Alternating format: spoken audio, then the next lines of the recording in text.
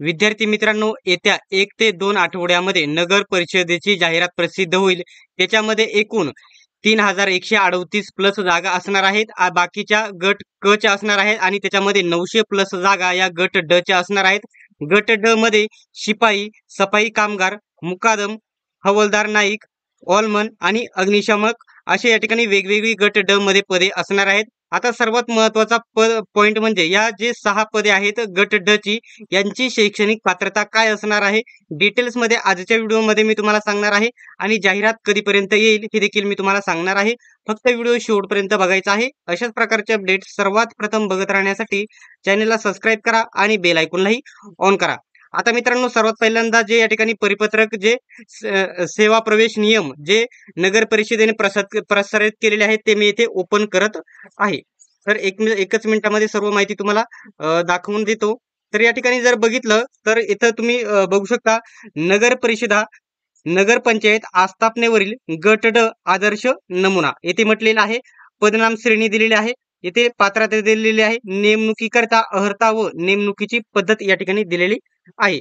सर्वात महत्वाचे जे पद असणार आहे नगर परिषद गट ड मध्ये पहिलं पद आहे. एकूण 6 पदे असणार आहेत वेगवेगळी. याच्यामध्ये शिपाईच्या चांगल्या प्रकारे जागा बघायला भेटतील. 100% सरळ सेवेने हे पद भरले जाईल. त्याची पात्रता बघू शकता, महाराष्ट्र राज्य माध्यमिक व उच्च माध्यमिक शिक्षण मंडळाची माध्यमिक शालांत प्रमाणपत्र SSC उत्तीर्ण, म्हणजेच फक्त 10वी पास जर तुम्ही असेल तर शिपाई पदासाठी तुम्ही फॉर्म भरू शकता. तुम्हाला मराठी भाषेचे ज्ञान असणे आवश्यक आहे. मराठी भाषा लिहिता, वाचता आणि बोलता येणे गरजेचे आहे.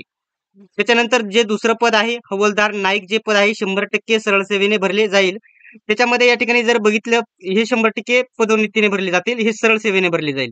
याच्यामध्ये शक्यतो फॉर्म भरता येणार नाही, जाहिरात आल्याच्या नंतर समजेलच. याच्यामध्ये नगरपालिकेमध्ये शिपाई या पदावर, म्हणजे जे अगोदर शिपाई आहे किमान 5 वर्ष त्यांनी सेवा पूर्ण केलेली असावी, अशा उमेदवारांचे येथे सिलेक्शन होईल. पदोन्नतीने हे पद भरले जाईल. येथे फॉर्म भरता येणार नाही. जे आधीच शिपाई आहे त्यांच्यासाठी हे पद असणार आहे.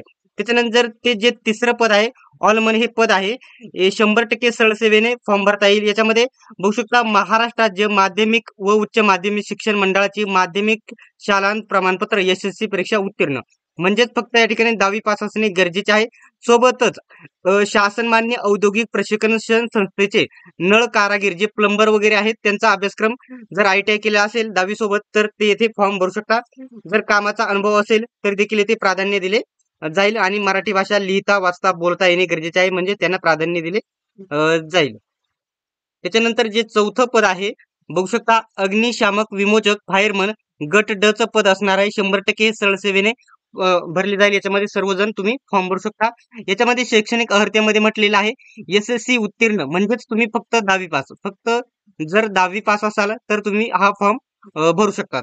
सोबतच तुमच्याकडे या ठिकाणी राज्य अग्निशमन प्रशिक्षण केंद्रामध्ये 6 महिन्याचा तुम्ही जो कोर्स आहे, पाठ्यक्रम पूर्ण केलेला असण्याचे प्रमाणपत्र तुमच्याकडे असणे गरजेचे आहे. तुम्हाला मराठी भाषा लिहिता, वाचता, बोलता येणे गरजेचे आहे. या 2 प्रमाणपत्र आहे, एक अग्निशमन प्रशिक्षण केंद्राचे आणि एक स्थानिक स्वराज्य संस्थेचे 6 महिन्याचा कालावधीचा अग्निशमन प्रशिक्षण पूर्ण केले असेल. दोन्हीपैकी जर एक असेल तर देखील तुम्ही फॉर्म भरू शकता. इथे याला शारीरिक पात्रता असणे गरजेचे आहे. याच्यामध्ये पुरुष उमेदवारांसाठी उंची 165 असणे गरजेचे आहे आणि महिला उमेदवारांसाठी उंची 157 असणे गरजेचे आहे. पुरुषांसाठी छाती किमान कमीत कमी 180 असणे गरजेचे आहे. तिथून पुढे 5 होणे अनिवार्य राहील. आणि आता इथे जर बघितलं तर पुरुषांना वजनाची अट 50 आहे आणि महिलांना वजनाची अट 46 एवढी आहे, लक्षात घ्या. त्याच्यानंतर जे दुसरं पद आहे मुकादम, जे पद आहे ते पदोन्नतीने भरले जाणार आहे.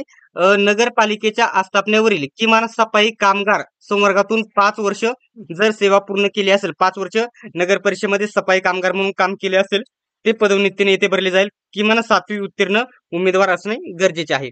त्याच्यानंतर सफाई कामगार म्हटलेलं आहे नामनिर्देशन वारसा हक्काने हे पद भरले जाईल, सरळ सेवेने भरले जाणार नाही. 7वी उत्तीर्ण असणे गरजेचे आहे. आता गट ड मध्ये महत्वाचं जे पद जर असेल तर मी तुम्हाला डायरेक्टली सांगेल, शिपाई हे पदच याच्यासाठी सर्वजण अप्लाय करू शकतात. बाकीच्यांना वेगवेगळ्या अटी येथे दिलेल्या आहेत. अभ्यासक्रम देखील मी नेक्स्ट व्हिडिओमध्ये तुम्हाला सांगून देईल प्रत्येक पदाचा. तर मित्रांनो, याच्यामध्ये जर कोणत्याही प्रकारचा डाऊट असेल तर कमेंट बॉक्समध्ये सांगा. अशाच प्रकारच्या व्हिडिओसाठी चॅनलला सबस्क्राईब करा आणि बेल आयकॉनला ऑन करा. सर्वांनी व्हिडिओ शेवटपर्यंत बघितल्याबद्दल धन्यवाद. भेटूयात आपण नेक्स्ट व्हिडिओमध्ये.